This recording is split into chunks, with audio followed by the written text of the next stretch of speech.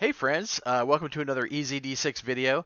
I had a conversation recently where I was talking to someone about playing a Necromancer, and I thought this information might be helpful to others trying to arbitrate spell circles, right? Circles of sorcery within EZD6. So let's talk about it. So in the Necromancer circle, you can raise the dead. They're non-intelligent undead.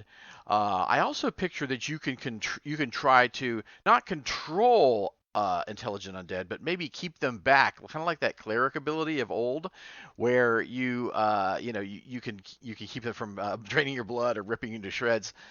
So basically, do a regular magic roll like you would, versus their resistance. A lot of those kind of undead are going to have higher resistance than other creatures, but if you can do that, you might be able to keep them back, right? At least for a limited capacity. And so it got to the point where the guy was asking about, oh, can he just keep raising undead and like have an undead army? Well, there are several factors to keep in mind when you're doing this, right?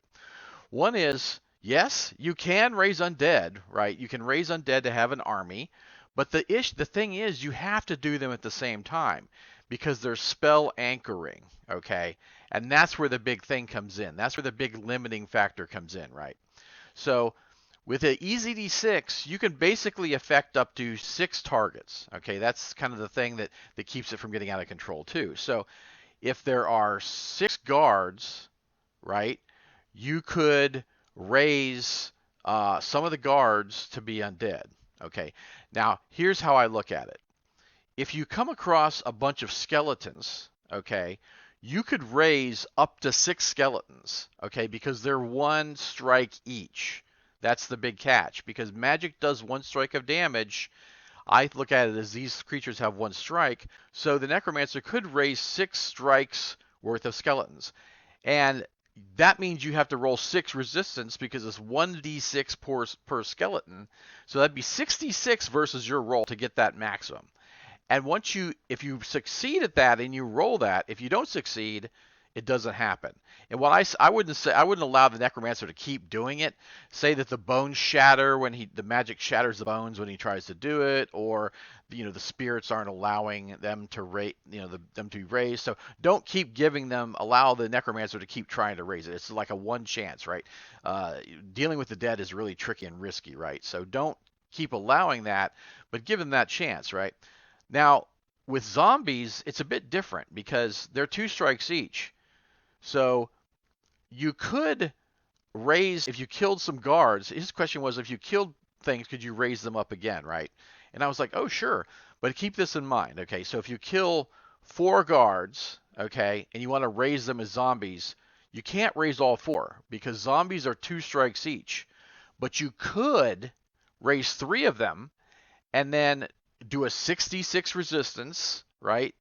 Because that's 6 strikes of zombies, and then do the same thing like you did the skeletons. You could raise 3 of the guards because each of them would have 2 strikes each, 2 strike zombies. Or you could say, oh, I don't want to raise that many, and raise less. Now, once you raise those 3, you've got to, or those skeletons, you've got to anchor them, right? You've got to spell anchor them, okay?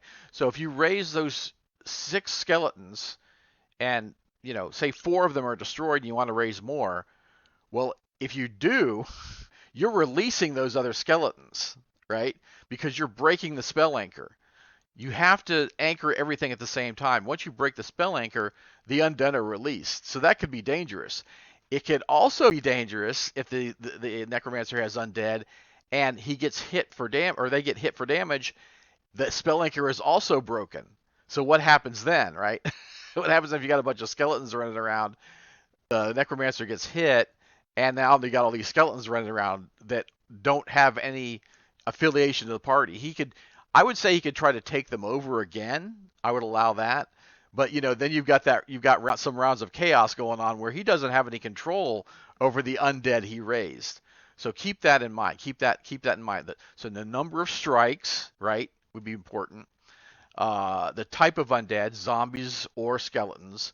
That's really kind of where it stops with the unintelligent undead. The other intelligent undead can't be raised. You could keep them away or turn them. And spell anchoring. That's a big one. You can't just keep adding to your undead army, right? You have to release the other ones first.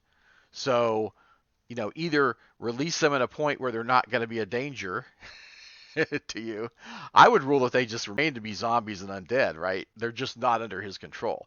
Also, when you go to sleep, you lose your spell anchor.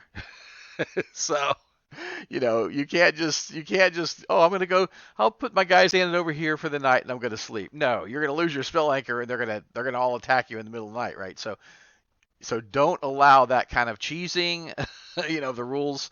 But players quickly get this, that this is how this works, right?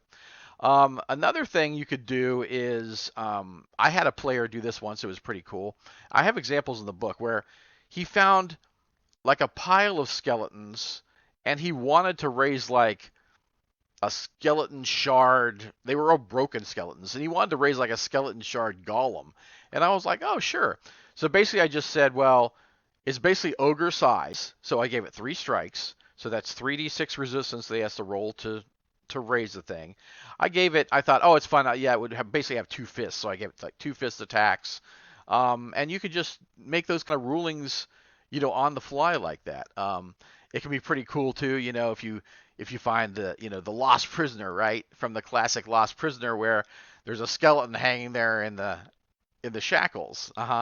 And so the necromancer can speak to undead, right? So the necromancer could, with that case, it'd be a 1d6 resistance, and you could try to suss out what why the guy was here, what happened to him, and all this kind of stuff. But remember, the dead aren't that quick to give information, right? They're going to give you vague information because it's all hazy to them in this world now. They've passed on to the other world, and things from this world are hazy and unreal, and maybe they don't even remember. So, give weird cryptic. Feel free to give weird cryptic fun, creepy cryptic answers when they speak to undead. Something like, oh yeah, go down the hall left, and then you're at your 7-Eleven, right? Your Magic Mart, right? No, it doesn't work that way. Keep it weird and cryptic. But yeah, they can talk to undead. So these are some ideas and some ways to limit kind of cheesing. If players are trying to cheese the necromantic system of raising the dead, keep that in mind. The number of strikes for skeletons and zombies, the spell anchoring, and losing the spell anchoring, more importantly, possibly in battle when a necromancer takes a strike, or when they go to sleep and then you lose the spell anchor. So yeah, keep that stuff in mind. Have fun with EZD6, and I'll see you next time.